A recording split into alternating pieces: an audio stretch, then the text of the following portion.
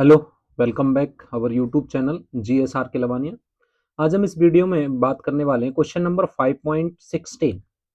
Question बड़ा interesting है कि एक विलगित निकाय के लिए डेल्टा यू बराबर जीरो है तो इसके लिए डेल्टा एस का मान क्या होगा। हमेशा आप याद रखें कि डेल्टा यू अगर जीरो होगा तो निकाय अगर विलगित है तो उसके लिए ध्यान रखना delta S is greater than क्या होगा, जीरो होगा। तो हमेशा आपके एंट्रोपी में क्या होगी, वृद्धि होगी। इसके लिए डेल्टा एस की जो वैल्यू होगी वो क्या मानी जाएगी, आपके पास पॉजिटिव वैल्यू मानी जाएगी। तो क्वेश्चन आपका कंप्लीट है। 5.17 भी डिस्कस कर लेते हैं इसी वीडियो में कि 298 केल्विन ताप पर 2a plus B is equal to C है। इसके लिए डेल्टा एच की वैल्यू इतनी दी है, डेल्टा एस की वैल्यू इतनी दी है। डेल्टा एच और एस को ताप विस्तार में स्थिर मानते हुए किस ताप पर अभिक्रिया स्वतः होगी। तो देखो, हमने एक समीकरण पढ़ रखा है और समीकरण क्या पढ़ रखा है, जरा सामने आइए। देखो समीकरण क्या है, आप सुनेंगे क्या समीकरण है। समीकरण बड़ा इंटरेस्टिंग है और वो सिंपल सा समीकरण है, कुछ याद नहीं रखना कि डेल्टा जी बराबर होता है डेल्टा एच माइनस के टी डेल्टा एस। अगर मैं साम्य अवस्था की बात करता हूं तो साम्य अवस्था पर डेल्टा जी जीरो होता है। अगर ये जीरो हो गया तो मैंने क्या लिखा कि डेल्टा एच माइनस के टी डेल्टा एस हो गया।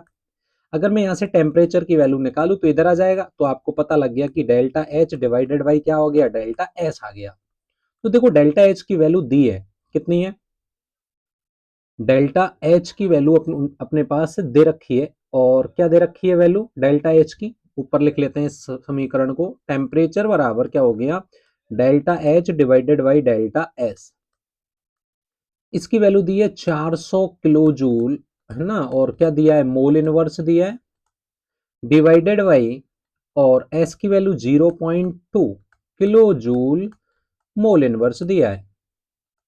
ये मोल इनवर्स गया, ये गया, ये गया, ये गया, इसमें और हमने जीरो बढ़ा ली और ये दो बार कटा तो टेम्परेचर की वैल्यू 200 आई। कितनी वैल्यू आई यहाँ पे, 200 आई किलो जूल मोल इनवर्स। और टेम्परेचर क्या होता है, केल्विन होता है। अब देखो हमारे पास दोनों चीज सुनो कि हमारे पास जो है डेल्टा जी की बात करें, हम साम्य अवस्था पे था वैल्यू, तो हमारे पास क्या है, डेल्टा एच का मान भी पॉजिटिव था और हमारे पास डेल्टा एस का मान भी पॉजिटिव था। तो देखो ध्यान से सुनो, किसी भी स्वतः प्रक्रम के लिए डेल्टा जी की वैल्यू क्या होनी चाहिए थी, नेगेटिव होनी चाहिए, तो प्रक्रम कैसा होता, स्वतः होता। तो देखो जब ये दोनों वैल्यू हैं, अगर मेरे पास ये टेम्परेचर कम कर दें, हम टेम्परेचर अगर हम कर दें तो ये वाली वैल्यू ज्यादा आएगी और ये वाली वैल्यू ज्यादा आएगी, तो इसका मतलब क्या होगा, आपके पास टेम्परेचर क्या है, पॉजिटिव में आएगी वैल्यू और पॉजिटिव में आएगी वैल्यू, तो ये क्या हो जाएगा, असतत प्रक्रम हो जाएगा। लेकिन टेम्परेचर हम बढ़ा दें तो टेम्परेचर अगर हम बढ़ाएंगे तो ये वाली वैल्यू किस में आएगी, नेगेटिव में आएगी, और वैल्यू डेल्टा जी की वैल्यू नेगेटिव में आएगी, तो प्रक्रम कैसा होगा, स्वतः होगा। तो हायर टेम्परेचर पर यह अभिक्रिया क्या रहेगी, स्वतः प्रवर्तित अभिक्रिया रहेगी। उच्च ताप पे यह अभिक्रिया कौन सी रहेगी, स्वतः रहेगी। और 2000 केल्विन पे हमने जीरो माना है, तो ये किस रहेगी, साम्य अवस्था में रहेगी। बाकी नहीं समझ में आए तो आप कमेंट कर सकते हैं। आज के लिए इस वीडियो में इतना ही काफी है, बाकी मिलते हैं नेक्स्ट वीडियो के साथ।